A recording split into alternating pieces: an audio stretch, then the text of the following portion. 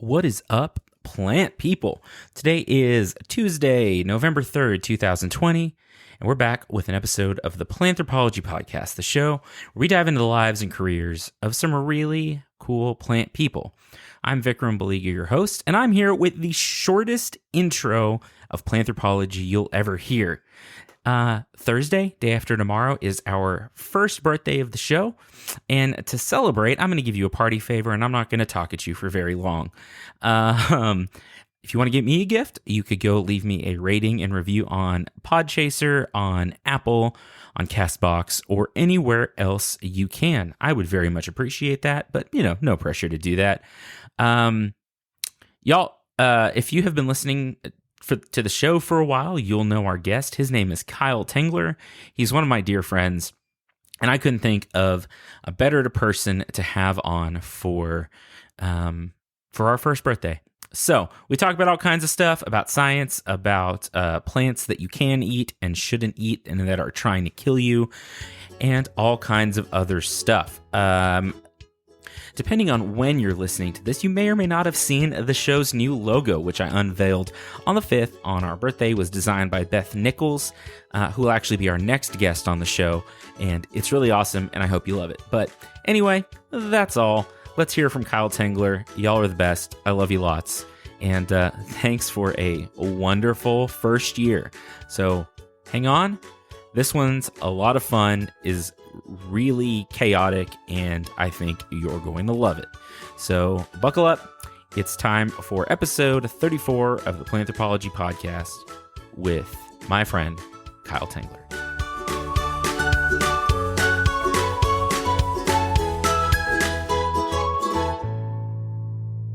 It's going to be very conversational. Yeah, I think that's good. This is like the 1 year anniversary episode. Yeah, I'm hard to keep on target anyways. Oh, I know. We've been friends a long time. I know that. There's no way this isn't going to end up with linoleic acid. Right, somewhere in there. Like that, yeah. Yeah. This is just going to be how the show starts, by the way. Okay. So no cursing. I'm going to stop now.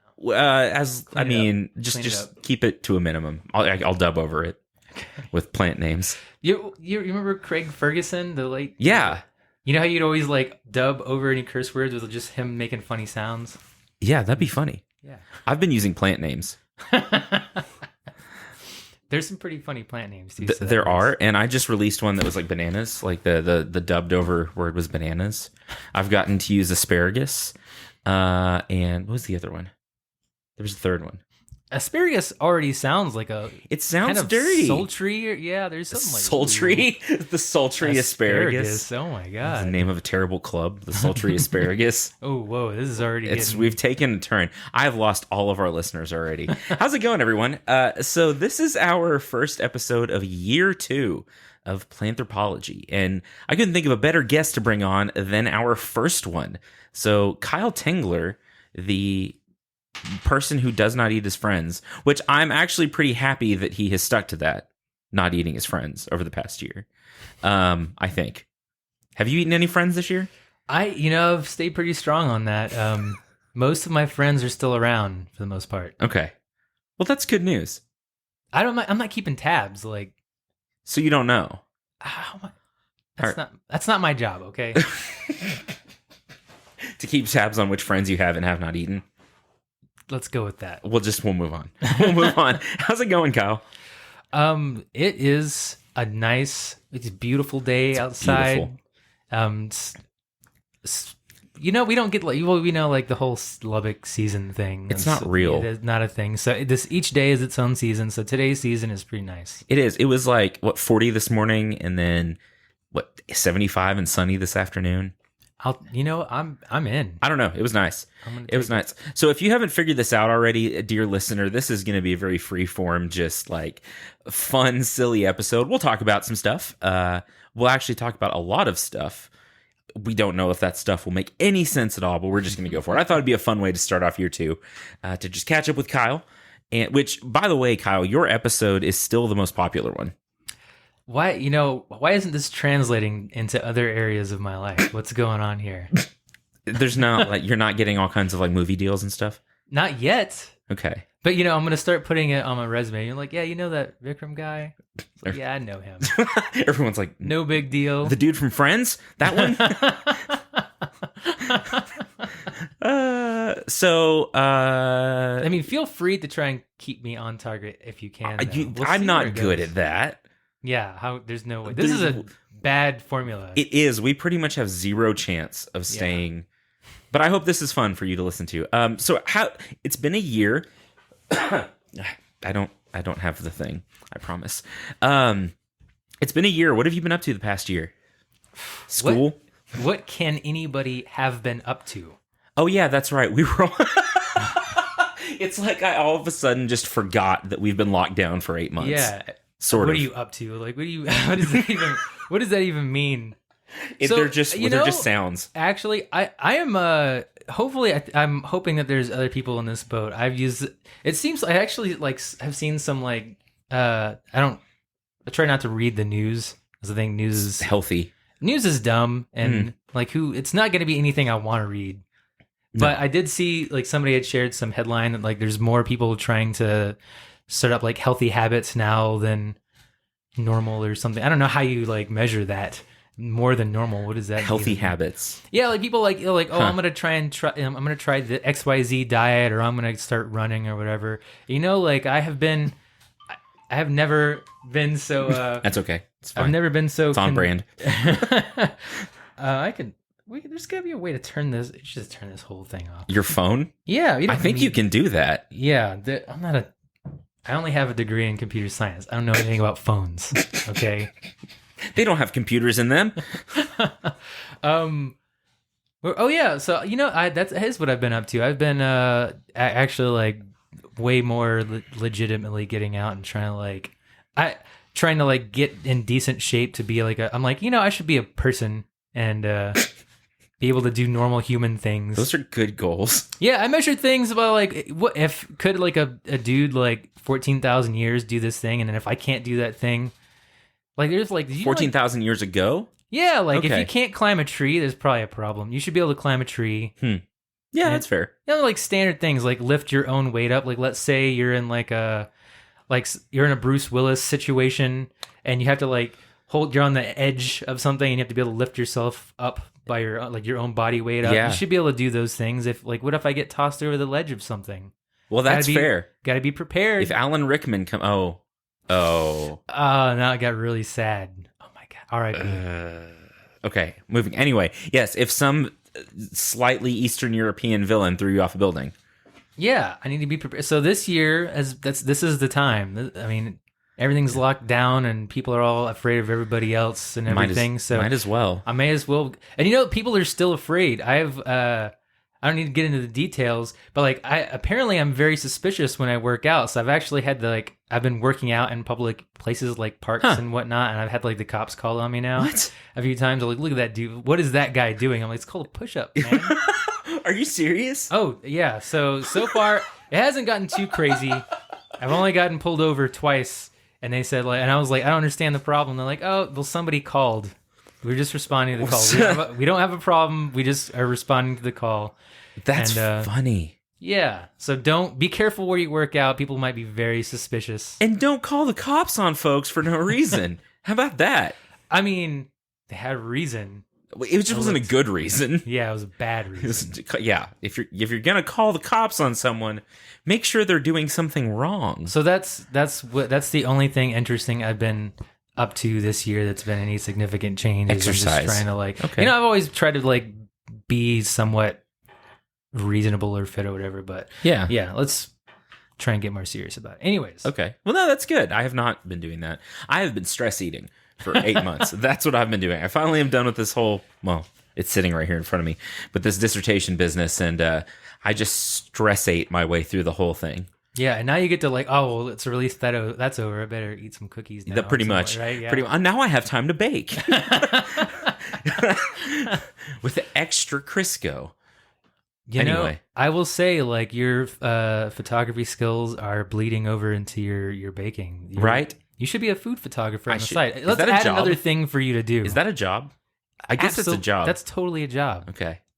Okay, so if I need another job, Yeah, on top of like the 5 I have other too things you many already things. do. I do too many things. Yeah. So one of the things we had mentioned as we were, I was gonna say as we were chatting before, but there's no like discernible break between when we were chatting before I hit record, Just and stream of now, consciousness. just That's- stream of consciousness. But we were talking about plant defense compounds. So tell me your thoughts on plant defense compounds. I mean, I would even extend it my thoughts about plants. I've as a plant person, speaking to another fellow plant person, Right.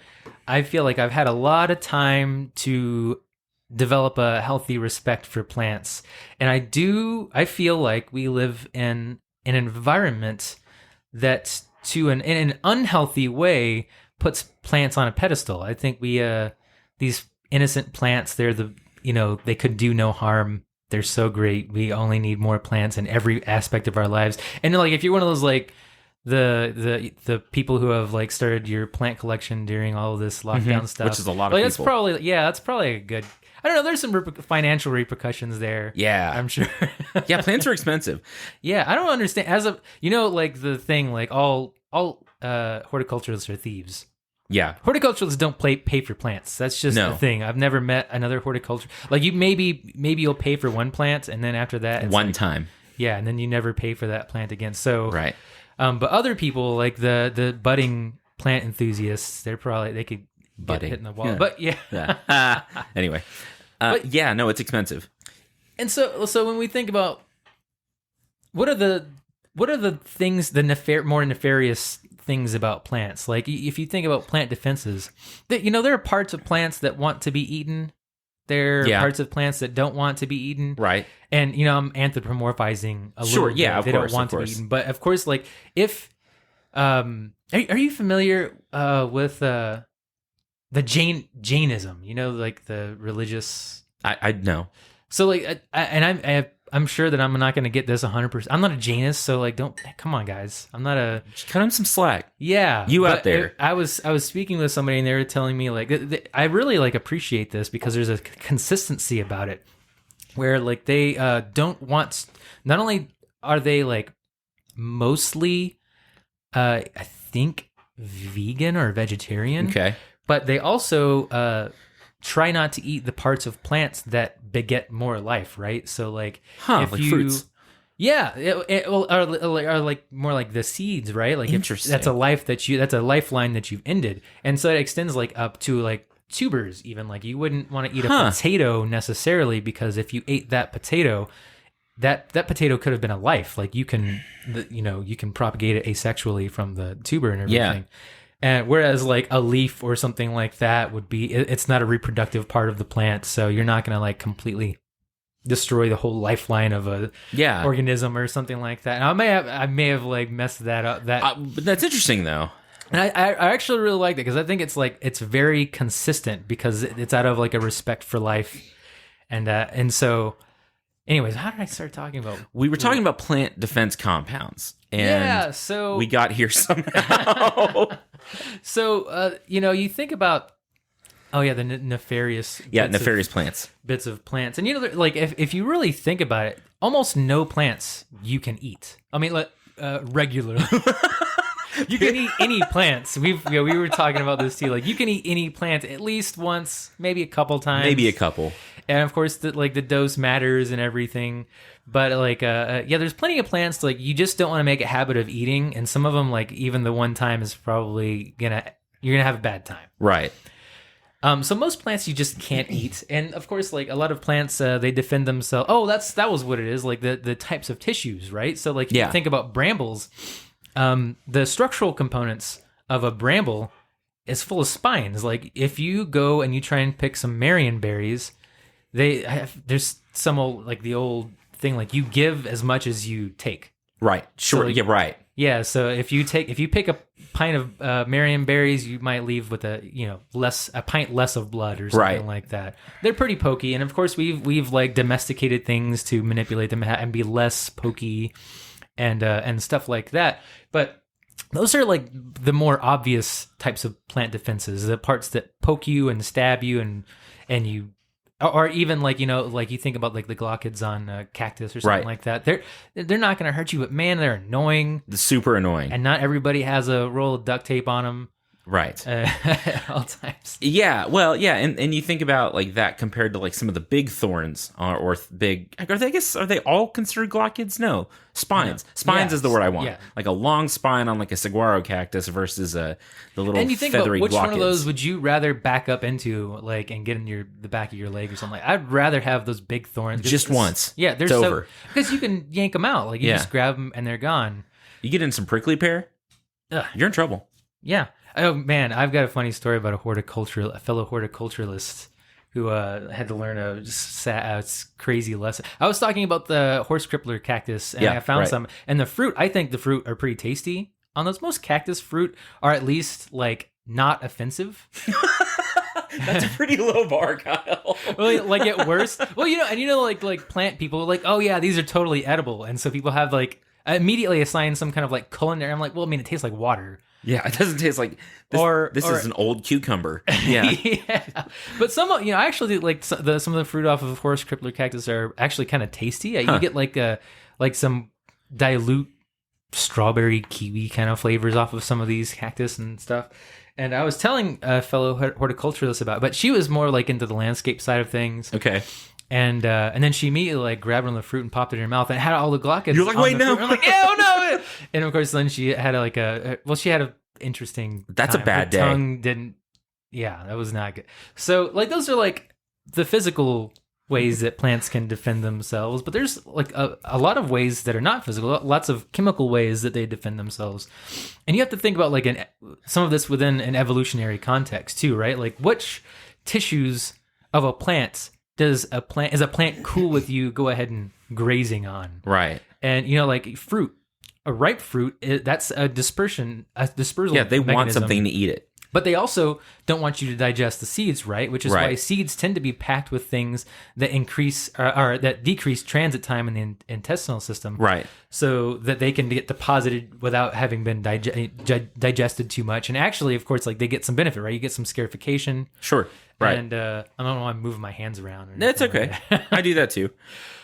So like they're very selective about what the plants will allow you to cope with, right? Right. Like the flesh of fruit, sure, and they're even very selective about the temporal aspect of it too. Like unripe fruit, the plant doesn't want you to eat unripe fruit because the seeds probably aren't completely mature It's either. sour and terrible. Yeah, and sometimes there's even like some. You'll get like a lot of like bitter alkaloids in some unripe fruit that aren't there whenever the plant totally ripens and stuff like that. Yeah. And of course, like people are weird. Like there's like the thing about like the chilies, right? The capsaicin, where the plants like trying to. This is a way for you not to eat it, and we just love it. Well, the same thing has happened with like bitter. Like people eat bitter melon. Oh. Have you ever eaten bitter melon? I have once. I don't know what rat poison tastes like. Maybe better. Yeah, it might. Because the actually, rats seem to want to eat it. Yeah, if you've ever eaten like something that's high in cyanide, like that actually tastes pretty good. And I like eat like some bitter melon. You ever eaten like apricot kernels and stuff like that? They've got some cyanide in there, but just a little. But there's something kind of tasty about. Yeah, just some of that tasty cyanide action.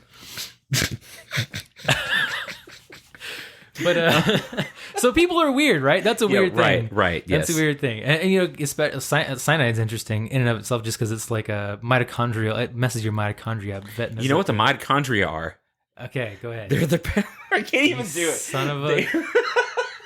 Okay. Son of a banana. The powerhouse of Kyle hates that. He hates mitochondria, the powerhouse of the cell. I do, and I know that's what everybody learns.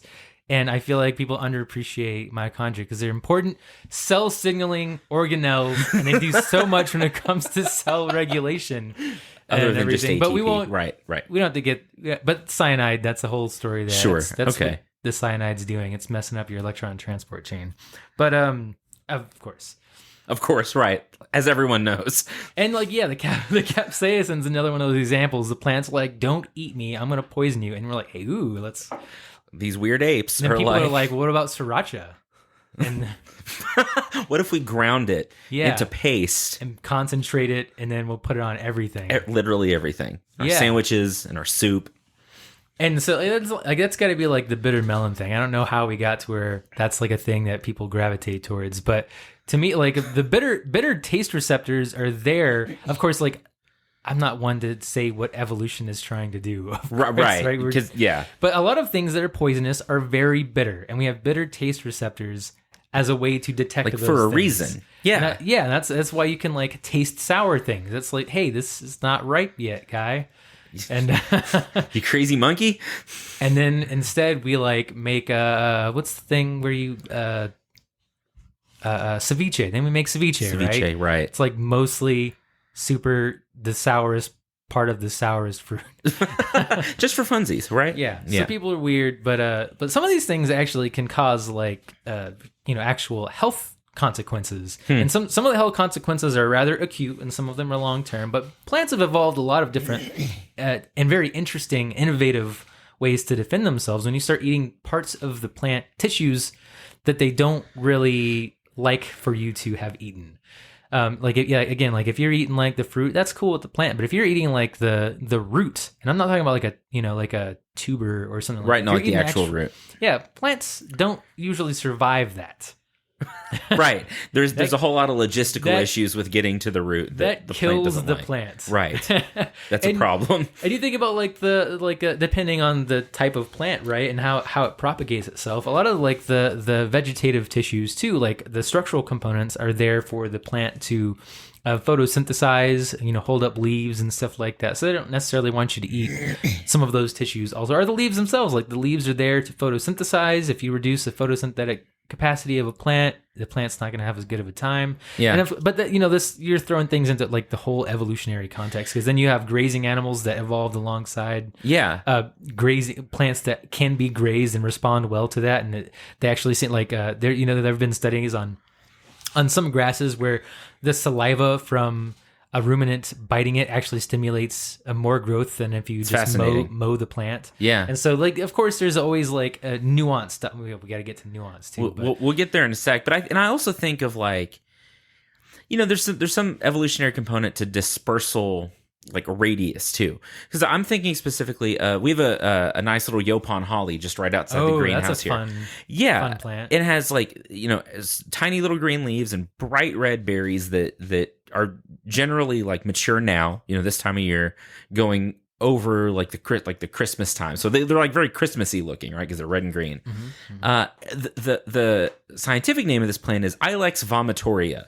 I love this story. And it is this for a reason, right? Like it will make you aggressively ill. Well, the berries. The berries. Yes, just the berries. Yes. And I think about it from like an evolutionary context because birds can eat it just fine. Mm-hmm. And then you get wide dispersal of the seeds, right? They're dropping these seeds in theory farther away from the mother plant than something like a cow might or a mammal might. Yeah. And I just the coevolution is such an interesting thing, but I think the natives in this area, or the natives that were around Ilex vomitoria, would use it for purging rituals and things like that. It was really like, it's like a bunch of like goofy kids who are like, do like the gallon of water challenge, like who can drink the most of this thing without throwing up.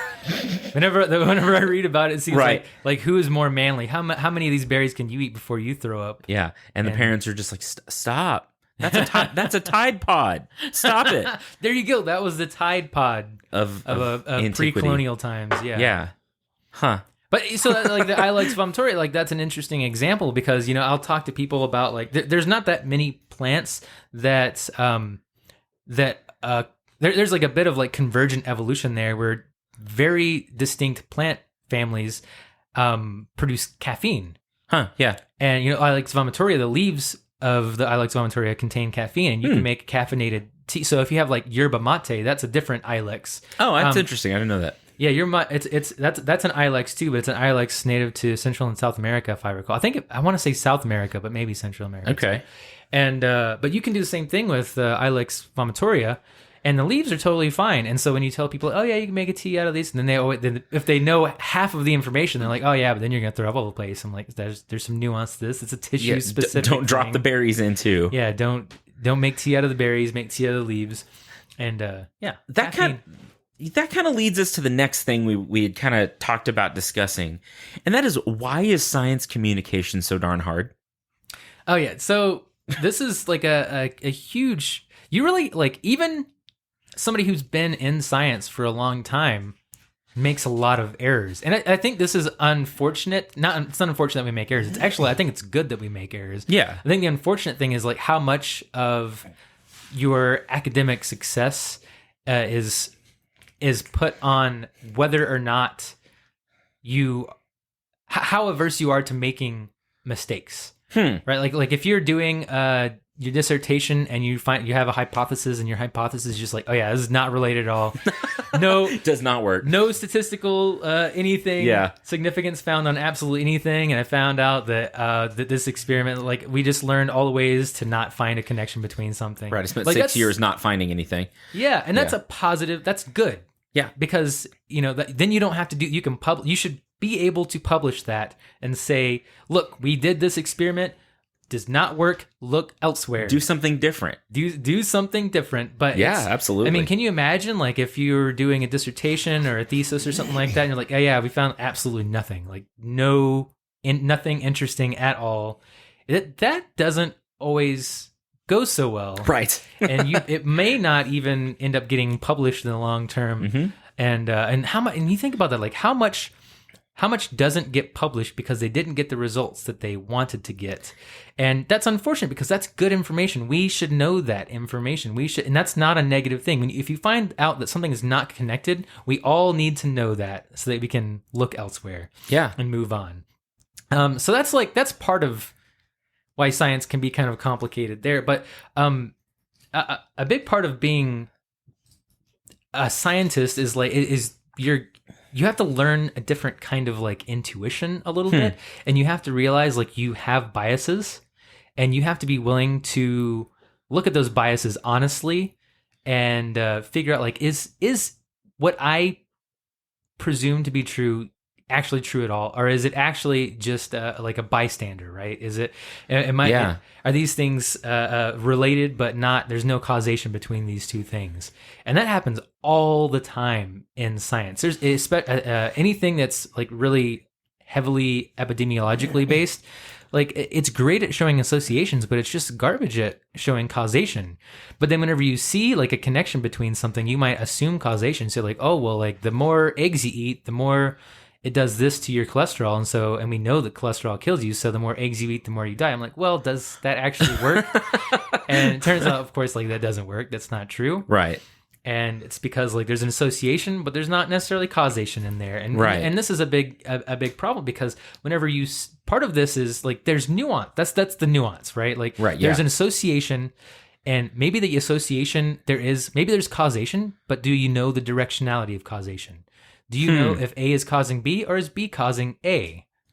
And sometimes the causation is backwards from what you think it is. And sometimes there's no causation between those two things. Sometimes there's actually a third thing that is causing both of those variables that we haven't even looked at. Yeah. Yeah. And that so like, I mean, I tend to be, these days I really do a lot more literature review, and when it comes to like human metabolism and human biology. And so you see like a lot of, and I don't need to this would be like way too long, but you see like a lot of secondary health disorders that are associated with diabetes, and people will really quickly say like, well, then you don't want to be diabetic because diabetes causes an increased rate of this. I'm like, well, no, it's associated with an increased rate of that. The diabetes, we don't know that diabetes causes X, Y, Z. It is more likely, and I'm of the opinion that most of the time it's something else that's causing both the diabetes and this other thing, like heart pressure, or blood pressure issues or something like that. It's usually like not one thing causing the other. It's something else that might be causing both of those things. And so like things get a little complicated when you actually like, you can clearly define an association. That's just statistics. You can do that. Sure. But then showing like, what does it mean is a whole different story. And it's really easy to do a study and say like, oh, well, people who eat more kale live longer. And then there might be some truth to that statistically, but then that gets published onto it's whatever, mainstream journal, or not journal, but like news outlet, and the headline says like people who eat more kale live longer. I'm like, well, is that true? Is Right. that, and they might be associated, but okay, this is a more fun one and closer to both of our hearts. People who drink more coffee tend to have better health outcomes long term. They tend to live a little bit longer. They have lower incidences of like kidney problems, even some like blood pressure things, and so on and so forth. And so if you say that, then one might easily think like, oh, well, then I should drink more coffee because coffee might be good for me. I might have a better health outcome. Well, no, those are not the same thing. There's a clear selection bias in there because there's a type. It might be that the type of person who drinks more coffee also has less incidences of those other things, and it might be that you're missing a subset of the population who didn't drink coffee because something about the coffee didn't agree with them, or something like that. And those people also might have other unrelated health problems. And you can easily say something like, "Oh, people who meditate have less stress and they live longer."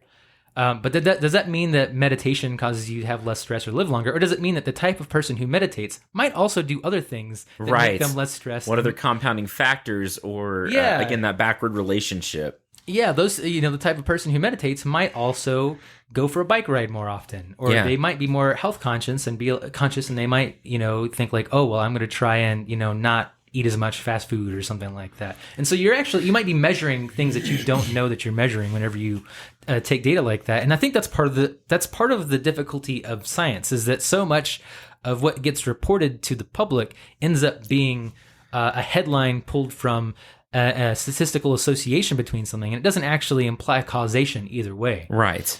And this is true whether you're talking about like, human health, or, like how the growing conditions of plants or something like that, or what causes higher yields and stuff like that. Yeah. Like there's the whole thing. Like if you, this is an interesting thing with sorghum, like a sorghum flower, there's actually the whole, my flower structure is a little rusty, but there's three little flowerette things on each of the peduncles or whatever it is. Those are great words. Somebody who's better on the anatomy side, please correct. Someone like write in and fact check us. Or teach us. and usually it's only the flower that's biggest that will set seed. Okay. And so you might think that, well, if you wanted to improve sorghum yields, you could try and breed sorghum where all three flowers on the whole flower stalk produce a viable seed, and then you could potentially significantly increase your yield if you do that. And people have done those kinds of manipulations. Yeah. And what's fun, I've been involved in some of this research, which I find this is really interesting. If you look at some of the published research, they do show an increase in yield. And if you go and you look at the materials and methods, they would have harvested sorghum by hand, right? And so you think about so you harvested it by hand. Who's harvesting sorghum by hand? Nobody does commercially? that. It's not a thing. And so you do another experiment where you harvest with a machine. You see there's no statistical increase in yield if you harvest it with a machine. And then you start digging deeper and you're like, oh, well, the seed diameter is completely different. And the combines don't catch the seed. That it blows off the seed with the chaff whenever it's only a certain below a certain diameter and certain weight and everything. And so yield is not just like what the plant produces. It's the harvestable part of what the plant produces. Yeah. And so all these things, they're more complicated. So like anytime, this is why we all need to question our biases. And, if you're, let's say like you're a plant breeder and this is your whole thing, well, you want that plant to produce more. You want it to yield higher. Yeah. And so like you may intentionally or unintentionally be selecting data that might be more favorable for your hypothesis. And you may not even be intending to do it. And something as simple as like combine harvesting versus hand harvesting, you might see a completely different result. And if you look at like the industrial applications, right? Like, well, you can breed the highest yielding plant in the world, but if you can only get that yield with hand harvesting, it's not that useful. Well, and some of that goes back to the systemic problems that we were talking about earlier, that it is really hard to publish negative results. Yes, anything. Yes, it is hard to publish things, but like if you don't confirm your hypothesis or fail to whatever, it's really hard to publish that sometimes. People want to see like, oh yes, we did something, there was a positive result, positive correlation, statistical difference, blah blah blah. There's two sides to that, right? Where it on one hand drives us, I think, towards confirmation bias in some ways, because it's like 100%. Because it's like, I cannot publish this if you're incentivized in a way, Yeah. maybe not like intentionally. People aren't saying like, oh, you need to be trying to confirm your biases, Right. But it's in there, right? Like if maybe your job or your, like if you have merit-based whatever that comes associated with your job, it's not going to seem like it helps you out personally, even though it may help out the greater scientific community. It may not seem like it helps you individually to actually publish negative results like that, and so you're going to have bias like that.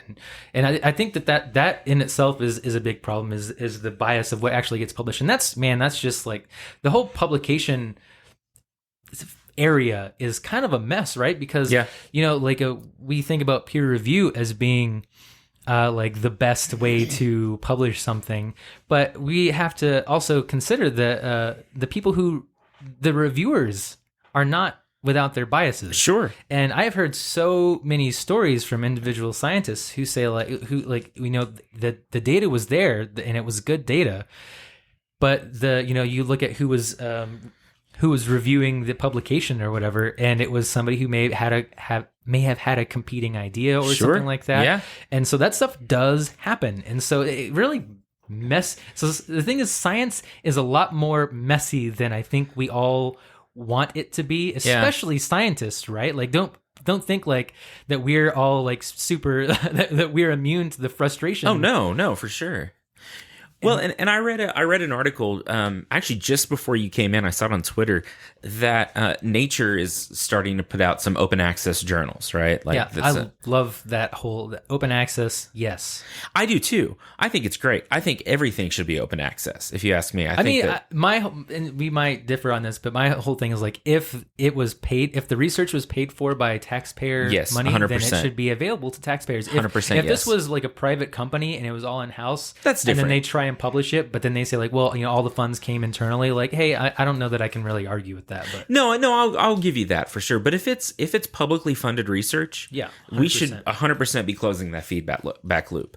But what I saw was that some of these journals, and they were talking, I think, from a European standpoint, but the publication fee for some of these open access journals is like £9,500, almost 10,000. I mean, more than 10,000 US dollars, right? Considerably more.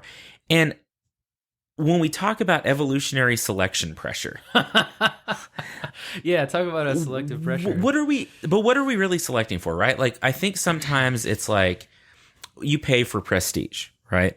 And maybe the undercurrent or the subtext there is like, oh, well, good science costs more money. But that's not the fact. That's not it. You could have mediocre science from a wealthy institution or Harvard Health. Sure. I'm not to call anyone out, but like, so yeah, you can afford to pay the $10,000 publication fee when there may be a really, really great scientist and really good necessary information that needs to be in the public sector, that needs to be out there, that they just can't afford to publish in a journal with the reach like Nature has, right? And so we're creating academic selection pressure on the way that material is put out and interpreted. And then again, we don't close the feedback loop well, because I think maybe for good reason, because there's a lot that goes into it. A lot of scientists are scared of SciComm, right? They're scared of the public outreach part. One, because we don't train in that. Two, because we have all these deliverables that we have to give back to the university if we want to keep our jobs. And three, just because there's time. It's a big time, effort, right? But if you just like throw a great paper out there and leave it up 100% to the interpretation of a journalist who may not be well versed in the material, like that's a big like risk of miscommunication. Yeah, and I think there's even some room here for hopefully the coming and growing era of open open access journals and stuff Yeah. like that, like I understand. Like I really think that the intentions of the peer review process were good originally, but it's gotten to the point where that can be a little bit of a bottleneck. And in some ways, like I've heard some pretty good arguments for actually just like forgetting about the peer review and just finding journals that you can publish into and let the public be the reviewers. Let the science, because if you just publish it, and especially if it's open access, right, it's gonna get reviewed by your peers. Right. Talk about, you're gonna have the biggest number of peers looking at your paper as you possibly can, and it's gonna get critiqued. It's gonna happen. Yeah. And so in some ways, like I'm not sure that I probably need to think about that a little bit more, but I can see that argument. Like, is it better to have a couple people able to critique and then maybe strike down your potential publication, or is it better to like get the idea out there and like let's see if this is wrong, like let's talk about it, an open discussion. Like this plays into like a lot of, like, we don't need to get into this specifically, but like the political climate and everything, like it's gotten to the point where like we should be able to just discuss this, including science, and we should be able to disagree and have a conversation about it and then be people instead of name calling and being nasty to each other. Like, let's all calm down. You've got an idea, I've got an idea, let's talk about it. Let's figure this out. And I think that that's something that we really do need in science, just as well as we need in probably every aspect of our lives, especially right now. We all need to be cool. We just need to be cool with each other. Man, and I totally agree. And it's like it's the social media effect as much as anything else, where we get bits and sound bites and clips and just little pieces. And, I think that I've had very few conversations where I sit down across the table or with someone that I disagree with, where it turns into something nasty, right? Like, it's easier to find common ground when you actually talk to somebody. And, you learn something from them, they learn something from you, and you're not gonna, I don't know. I think it's hard to, as scientists specifically talking, since we're talking about this, it's hard to influence a population that feels like we don't respect them. Oh my God. Yeah, like I could not agree. I mean, if you want to increase the amount of science denialists out there, the best way is to start insulting people. Yeah, that's a great way to do it. And most of the time, like I don't know if there's a better way to say it. Like, you shouldn't talk down to people or insult. We should have open discussions with people. And also, like, there's a little bit of a problem in here too, because there's a lot of things that we should accept them as true, like sure. We are zipping around the sun and stuff like that. We should all acknowledge those things. You still believe in the Earth, don't you? I'm sorry. You were going somewhere. I'm sorry. But also we do need to question our biases, and sometimes our foundations are less secure than we think they are. And of course, that there are definitely things that are just true, but we need to be careful about assuming what we take as true from just because sometimes, for instance, like, what is the old thing, like, but the drunk guy who dropped his keys and he's looking under the street light, and somebody was like, what are you looking for, your keys? And he says, like, oh well. They asked him, are you looking, is this where you drop? And he said, no, but this is where the light is. So science is also really constrained by the tools that we have. If you can't measure it, you can't look at it. And so, like there was that, anybody who's cool knows that Topo Drinko, Topo Chico is, stream of conscious. This is the problem with stream of conscious. Topo Chico is the champagne That's of going drinks. in the title of this episode, Topo by the Drinko. way. I think we should make a campaign. Change the name of Topo Chico. Topo Drinko. I'm writing it down right now.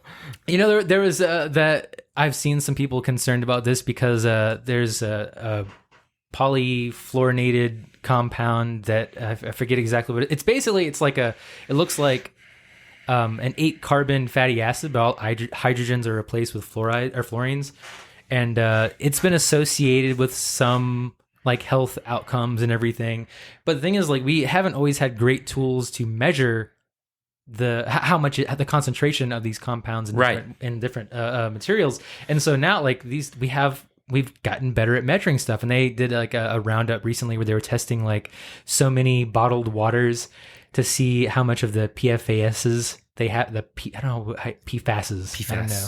To see the concentration in like common drinks, and like, oh, there's 8.7 parts per billion in Topo Chico, and it's like the highest concentration of all the things.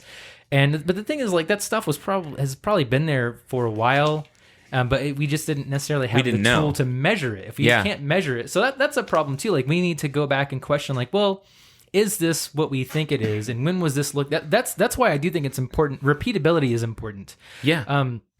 What is it was it the New England Journal of Medicine? I think it was like an editor. Maybe I think it was them. One of the editors had said, like, like when we investigate a lot of the publications, we find that like over 50% of them aren't repeatable. Yeah. And so, like, that's a problem. Of like half of the published literature can't be repeated in medicine. That's scary. In medicine or elsewhere. Like, and of course, in medicine, you're talking about human health, but then, in agriculture or any biology, wildlife biology, like, there are environmental consequences if we can't repeat these things. There are potential like industrial or commercial implications. Sure. In terms of trying to figure out what the yield of something is if we're measuring something with the wrong tool. Yeah. And so this is why I do think we need to keep our common sense about us, but then also we should always have, like, this is probably part of like the difference between my success in life and other people's success in life is that I'm always a little bit less sure of myself than some other people might be, because I wonder about this. Like, I think this is right, but did I have the right tools to actually measure that thing? And did I have good information? And so I definitely have a constellation of beliefs that I've accrued over time. And most of those are in complete opposition to the beliefs I would have had 10 years ago. And a lot of that's because I've really tried to embrace this idea, like, well, what if I'm just dead wrong? What if I'm wrong? All of this stuff. And I really think we all need to have a little bit more hubris and ask ourselves, like, well, what if I'm completely backwards on this? And what if I'm seeing a correlation here that is not a causative? Right. What if I'm looking at this completely backward? I was thinking about this. This is a fun example, and maybe this can start a discussion about this. I was thinking about water conservation, and especially in like metro areas. Yeah. And where we have, it's a really bad drought, we're going to have water restrictions. I started thinking, like, well, what if we have that backwards? What if you should have more water restrictions whenever it's raining a lot, and you should have less water restrictions whenever it's drier? Yeah. When it's dry, that's when you need the water. Yeah. And whenever it's wet, that's when you don't need it. Like, we save it when it's raining. Yeah, so like that would be interesting to look at empirically. What kind of effect would that have if we started basing our restrictions based on like the opposite, like not how little water have we gotten, but how much water have we gotten? Can we, if it just rained an inch and I'm driving around town seeing everybody's sprinklers on, that doesn't even make any sense. No, but right? Somebody might think like, well, it's not a drought season. That's fascinating because we think about that in other like facets of our lives, that we save money when we're making money. Yeah. Right? Like you can't put savings away if like you build your savings while you're earning money, so that in a time of financial drought, you have those savings to draw on. Absolutely, and that makes a lot of sense. But that would require us as a species to prepare rather than being reactive, and we're not good at that. That's 100. Like, we are so reactive, and that has a greater example than what we're going through right now, right? Like, most of the changes that we've made have been reactionary, and I really think that's caused some of the public upset and everything. Sure. And it's not that maybe some officials have said something that ended up not to be totally accurate or something like that, but it's always been like, it's because it's been so reactionary. Right. And if we probably needed to get better at expecting the unexpected. And of course, like, you can't, that's a silly thing to say, but you should expect, like, what if I'm wrong about this thing? What if I don't know what's going to happen? Yeah. We should probably, just plan better for stuff like that. And, that was just an example of the water thing, but I think about stuff like that all the time. Like, what if I'm completely backwards? What if I did the exact opposite of the thing that I've always thought? And so, it just makes me You know, there's another example I was reading about the other day, and it was like World War II story or something like that, where like all the planes kept coming back all shot up, and one of the engineers, somebody will know the guy's name. I could look it up right now, but I'm just gonna just go, just roll with it. It's fine. And they were gonna go in, they were gonna like reinforce the planes with metal plate, and they're asking the engineer like, oh well, where should we reinforce these? And of course, he had said like, well, we should reinforce the planes in the areas where they have the least bullet holes, which seems like maybe if a cursory thought might think like that's not intuitive, but his perspective was like, well, the planes that got shot in the places where all the holes are made it back. Yeah. And the ones that got shot in the other places, they didn't make it back. So maybe we need to think about that. What are we going to reinforce? So I don't know. That's my whole thing. What are we? No, absolutely. You know, and it goes back to what Liebig's law of the minimum, right? That your most limiting or your most constraining element of a system is where your gap is, right? That is your production level, right? Yeah. So you have to address the weakest link, and whether that's a business or like an agricultural system or an environmental context or something like that. Yeah, you have to. The weakest link that's why they call it that. That makes sense. Yeah, no, it's just a fascinating discussion though, because that's not the way we approach things often, and it's but as scientists and as folks listening, and actually, you know what? I don't even want to say just as scientists, as people who are you're 100% right. Human people that are trying to like survive and like get through life, and not make our goal. I think should be not only to make our own lives better, but to make the lives of society and the people around us better. We need to be a little more prescriptive in the way that we approach life and the way we approach our science and our endeavors and everything else, instead of just waiting for it to hit the fan and then running around screaming. Sure. And I do think like I specifically when it comes to people who are doing science, I do think like developing like a new intuition is important. That intuition, because like a lot of the things that you assume might be true might actually not be true at all. And if you're basing a lot of your work on, some foundation like that, like it might be a house of cards. Yeah. So I think we have to be careful with all that. But I do think like, that we all need to be mindful, just generally speaking and everything. Yeah. So, well, and I think that's a good place to kind of leave this, is that, this is not meant to be negative. I think that there's a lot of positive that we should take from all this, that some of the systemic issues we're facing in science and other things, we can right that ship, right? Like it's correctable. We just have to be intentional about doing it. Sure. Yeah. And we need to keep an open mind about things and be able to pivot. And I mean that from like a, sure, political or a science perspective, but I think as individuals, we all need to be more comfortable with being wrong. Yeah. We all need to be more comfortable with changing our minds about things. And I know that's incredibly difficult for people to do.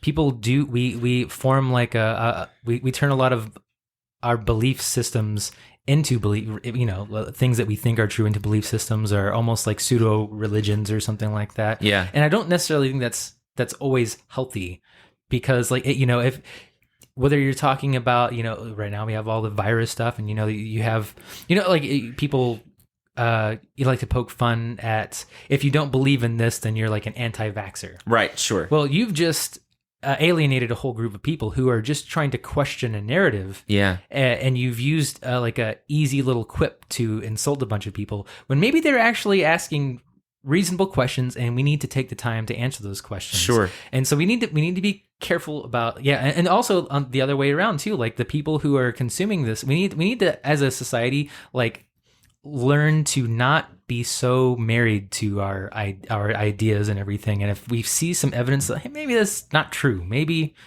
I should, I don't know. That's an age. I don't know how you fix that in the consciousness of humanity and everything. Well, and I think, it's taking some individual responsibility in it, right? You can't fix that in someone else, but you can focus on that in yourself and in the way that you approach life. Not that it's easy. I don't think that's easy at all. This brings it back to where we started. the assumption that all plants are these beautiful, honest little angelic guys that are just waiting for you to eat them. Yeah. Like, when they're trying to kill you with alkaloids. I mean, you know, like if you look at kidney stones, I've never had a kidney stone, but I've had friends who've had kidney stones, and they say it's incredibly painful. Yeah. And if you look into the data on kidney stones, 80% of all kidney stones are calcium oxalate crystals. Where do you get oxalate? You get oxalate from plants. You get it from Spinach. Not spinach. Yeah, Spinach? no, spinach is like one of the highest things. See, I was right. I'm not crazy. Incredibly high. And there's the old thing with like Popeye eating the spinach, and the idea was like, oh, you eat spinach because of the iron, and it's going to make you strong. Well, almost none of the iron in spinach is bioavailable. Almost all of it is locked up. It's in an oxalate salt.